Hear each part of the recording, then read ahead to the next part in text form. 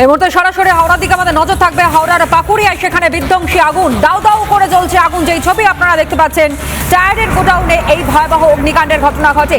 আগুনে ভস্মীভূত হয়ে গিয়েছে গোটা গোডাউন। ঘটনাস্থলে ইতিমধ্যে দমকলের ইঞ্জিন গিয়ে পৌঁছেছে, কিন্তু আগুনের লেলিহান শিখা কার্যত মুহূর্তের মধ্যে গ্রাস করে ফেলে গোটা চত্বর। আরো বিস্তারিত আমরা জানবার চেষ্টা করবো আমাদের প্রতিনিধিদের কাছ থেকে, কিন্তু এই মুহূর্তের ছবি অত্যন্ত ভয়ঙ্কর এবং ভয়াবহ ছবি।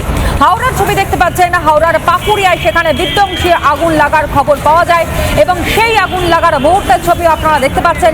তৎক্ষণাৎই দমকলে খবর দেওয়া হলে দমকলের আধিকারিকরা ঘটনাস্থলে আসেন এবং আগুন নিয়ন্ত্রণে আনবার চেষ্টা চালিয়ে চলেছেন তারা।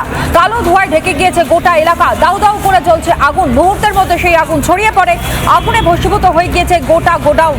টায়ারের গোডাউনেই ভয়াবহ আগুন লেগে যায়। কিভাবে আগুনটা এখনো পর্যন্ত জানা সম্ভব হয়নি। প্রথমত এই আগুন নিভানোর কাজ চালিয়ে চলেছেন দমকলের আধিকারিকরা। দমকলের প্রায় 5টি ইঞ্জিন আগুন নিয়ন্ত্রণে আনার চেষ্টা চালাচ্ছে, তবে আগুনের এতটাই তীব্রতা ছিল যে ভেতরে যে কারখানার ভেতরে প্রচুর দাহ্য পদার্থ এবং টায়ার মজুত করা ছিল, সেই টায়ারের ফলেতে এই আগুন ছড়িয়ে পড়ে গোটা এলাকায়। আশেপাশে যে গ্রাম ছিল সেই গ্রামেতেও কিন্তু ছড়িয়ে পড়তে পারে।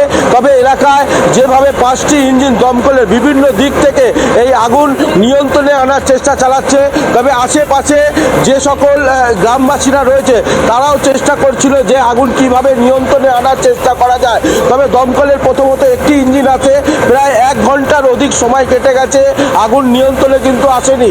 ভেতরে বেশ কিছু পার্কিং লট এবং বেশ কিছু গাড়ি মজুত করা ছিল, তাদেরকে এলাকাবাসীরা তারা দ্রুততার সঙ্গে বার করে নিয়ে আসা হয় এবং ঘটনাস্থলে দমকলের এই মুহূর্তে 5টি ইঞ্জিন কাজ করছে। ঘটনাস্থল থেকে ছুটে আসে এলাকাবাসীরা, তারা দ্রুততার সঙ্গে রেস্কিউ করে তাদেরকে গাড়ি সমেত বার করে নিয়ে আসে এবং গোটা পরিস্থিতি নিয়ন্ত্রণে আনার চেষ্টা চালাচ্ছে ডোমজুর থানার পুলিশ আধিকারিকরা এবং এলাকার যারা জনপ্রতিনিধিরা রয়েছেন, বিধায়ক রয়েছেন, তিনিও এসেছেন গোটা পরিস্থিতি খতিয়ে